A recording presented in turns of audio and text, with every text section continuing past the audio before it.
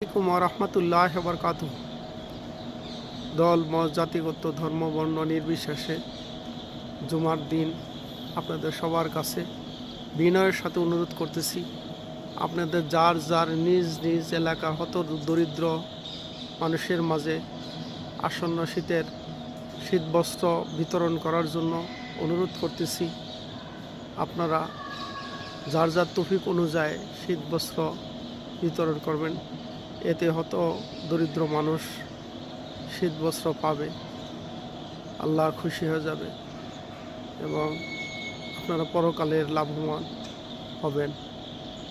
আমার অন্তরস্থল থেকে দোয়া করি, মহান আল্লাহ তাআলা যেন আমাকে সহ বাংলাদেশের সবাইকে সহিবুজ এবং হেদায়েত দান করেন এবং পরকালে জান্নাতুল ফেরদাউস দান করেন। আমিন সুম্মা আমিন সুম্মা আমিন।